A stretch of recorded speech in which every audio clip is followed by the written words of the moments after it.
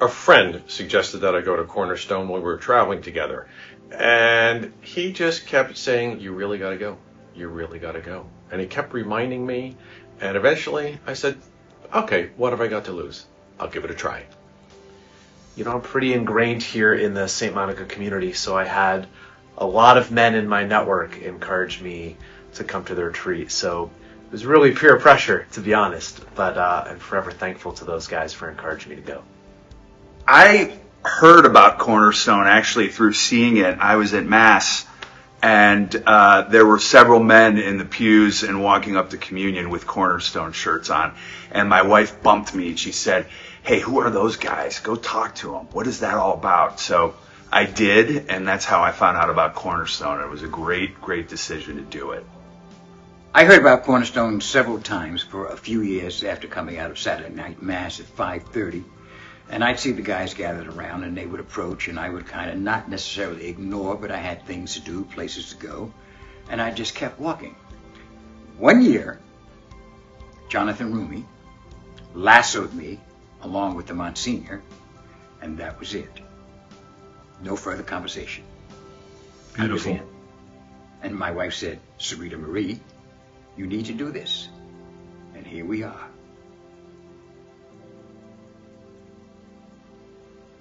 Life for me before Cornerstone, I was an undergraduate, I was single, I was jobless, I didn't really know where my life was going, I wasn't going to church, and most important of all, I was pretty thirsty and hungry to see what the future was going to hold for me and to really see where my life would be if I put my full faith and trust in God.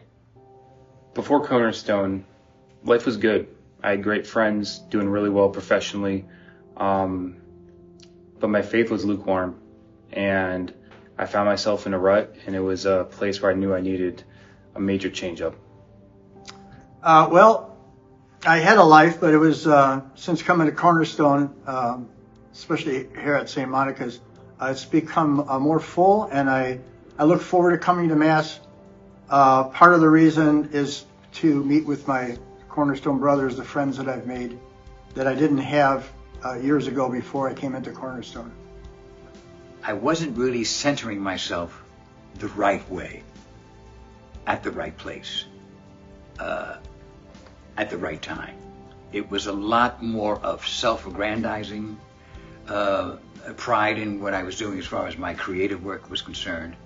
And though I was involved with individuals and doing volunteer work and what have you, I really wasn't centered. You know, it was part of my growth.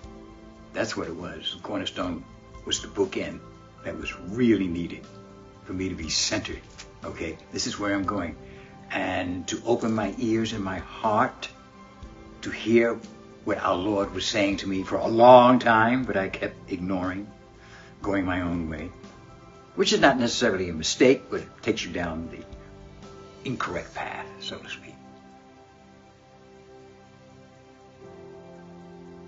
You know, I've done a lot of Catholic retreats in the past, so I didn't think much could surprise me because I've led so many retreats myself in the past, but I think I was really struck and surprised just by the energy in the room and how open, vulnerable, and transparent everybody was. How vulnerable the men in that room were. It was a different level than I'd experienced in the past on other retreats. There was a moment during the retreat that really hit me, and it was when one of the first speakers stepped up to speak. And I wasn't expecting it. I didn't know what the topic of the speech was, but just to hear him tell his story so openly and vulnerably, really immediately, right off the bat, how open and vulnerable this man was, really hit me straight in my heart, like, wow, this retreat is really going to be something different.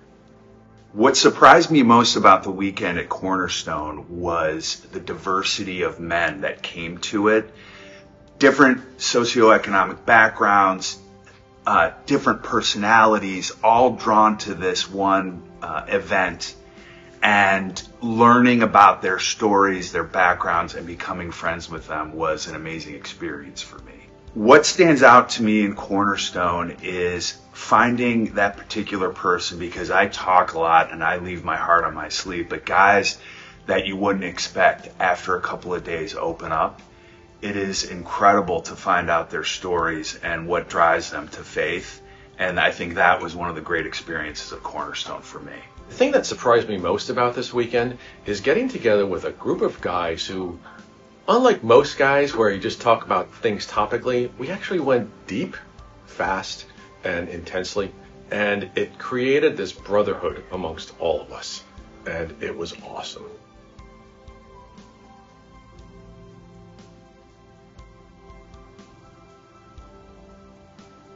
I walked away from the Cornerstone retreat with a community at church. I'd been going to church for a while and I loved it.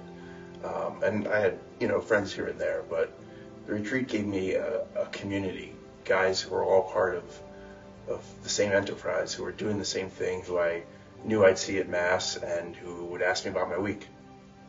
What I did walk away with was some enforcement, some encouragement, more stabilization. More open to my faith, and my ears were made wider, open. I could hear.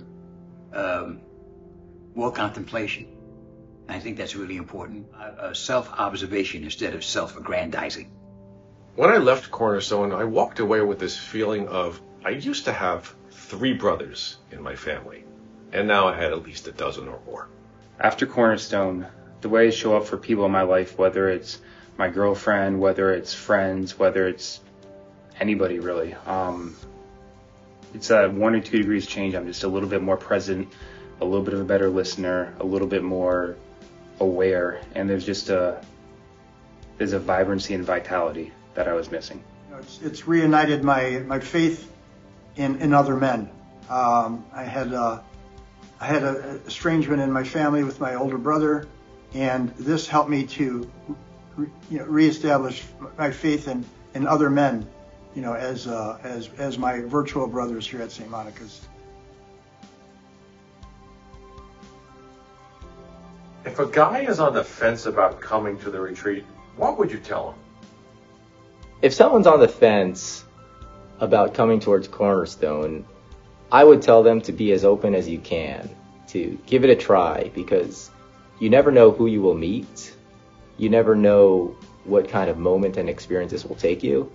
And most important of all, you really won't know yourself until you really go on a retreat like this, because the things that you will do and the people you meet was just such an extraordinary experience that you're going to find yourself wanting more and learning more about yourself. I would say, look, if you're on the fence and you're even considering Cornerstone as a possibility to go to, why not give it a try?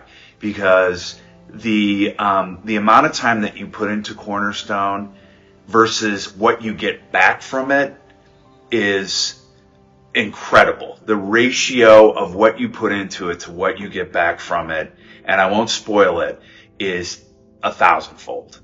So give it a try. You don't know what you're missing. Just go to it, and you will walk away from it a changed man.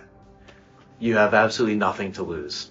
Come to Cornerstone. Absolutely. Allow yourself this gift and this experience that is completely unmatched and that you won't experience anywhere else. So what would you say to a guy that says, shit, I don't need Cornerstone? I think we all need Cornerstone. I think you're going to gain something from it that you may not even walk in the door knowing that you need it, even if it's just a little small thing. If you're hesitant about going to Cornerstone, don't hesitate. Just go. Trust. And go. Show up. I think every man could benefit from going to Cornerstone, no matter where you are in life. If you think you got it together, if you think your life is falling off the tracks, or if you're just wandering, it's great. It speaks to each of you wherever you are. Friendship. Nourishment. Belonging. Extraordinary. Renewal. Hope.